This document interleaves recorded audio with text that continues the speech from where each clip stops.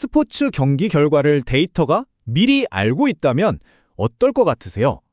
오늘 저희가 바로 이 배당률이라는 숫자 속에 숨겨진 미스터리를 한번 파헤쳐 보려고 합니다. 자, 오늘 우리가 풀어볼 미스터리의 중심에 있는 경기가 바로 이겁니다. U23 아시안컵 경기인데요. 여기서 이라크는 누가 봐도 확실한 우승 후보였거든요.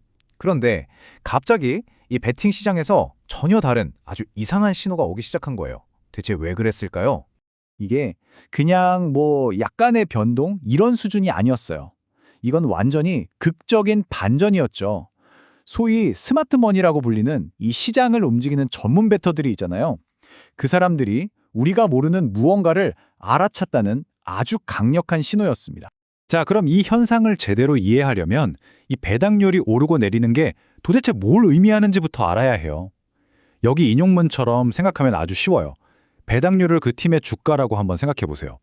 주가, 즉 배당률이 올라간다? 이건 오히려 그 팀에 대한 시장의 신뢰도가 떨어지고 있다는 뜻입니다.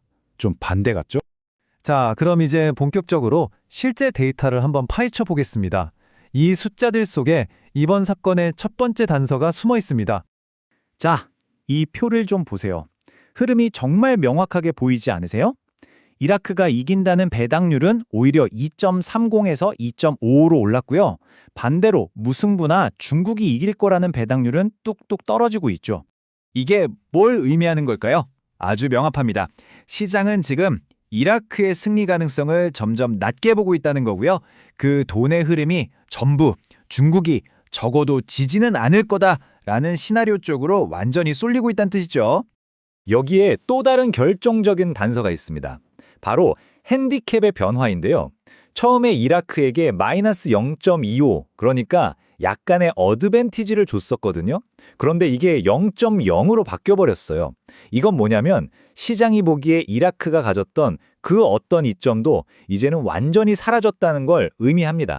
근데요, 이 배당률 숫자만 봐서는 아직 부족해요. 이걸 실제 확률로 바꿔보면 어떨까요? 그러니까 북메이커가 가져가는 수수료를 싹 걷어내고 소위 진짜 확률이라는 걸 계산해보면 훨씬 더 놀라운 그림이 드러납니다.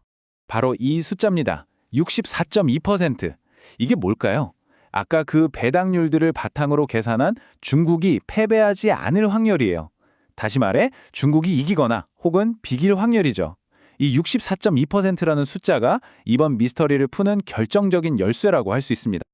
자, 이 그래프를 보시면 확 와 닿으실 거예요. 중국이 이길 확률 33.8%에다가 비길 확률 30.4%를 더하니까 64.2%가 나오죠. 그런데 이라크가 혼자서 이길 확률은 고작 35.8%밖에 안 돼요. 완전히 역전된 거죠. 시장의 예측이 180도 뒤집힌 겁니다. 바로 이겁니다.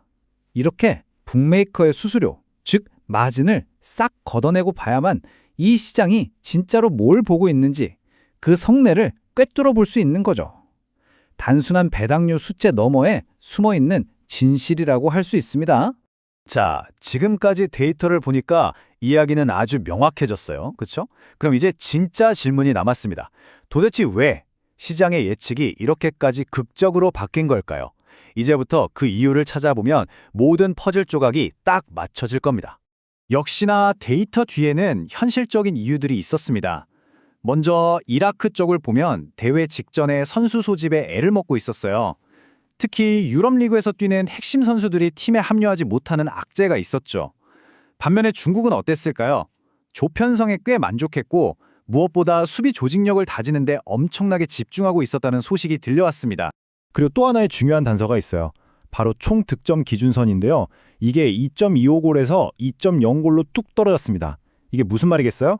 시장은 이 경기가 골이 정말 안 나는 아주 빡빡한 수비전이 될 거라고 예상하고 있다는 거죠. 그리고 이런 경기는 보통 무승부로 끝날 확률이 굉장히 높습니다. 자, 그럼 지금까지 나온 모든 단서들을 한번 종합해 볼까요? 이 모든 데이터를 종합했을 때 우리가 내릴 수 있는 가장 합리적인 결론, 가장 가능성 높은 시나리오는 과연 무엇일까요? 결론은 아주 명확합니다. 모든 증거가 딱 두 가지 시나리오를 가리키고 있어요. 첫째, 중국이 이기거나 최소한 비긴다. 배당률과 핸디캡 변화가 이라크의 우세는 이제 없다고 말해주고 있죠. 둘째, 2.5골 이하의 저득점 경기가 될 것이다. 낮은 득점 기준선이 팽팽한 수비전이 될 거라는 걸 암시하고 있습니다. 데이터는 분명히 말하고 있습니다. 이 경기 중국이 지지 않을 가능성이 매우 높다고요. 하지만 여러분도 아시다시피 공은 둥글잖아요. 과연 선수들은 이 데이터의 예측을 뛰어넘어서 우리 모두를 놀라게 할 또 다른 드라마를 만들어낼까요? 어쩌면 스포츠의 진짜 묘미는 바로 이런 예측 불가능함에서 시작되는 게 아닐까 싶습니다.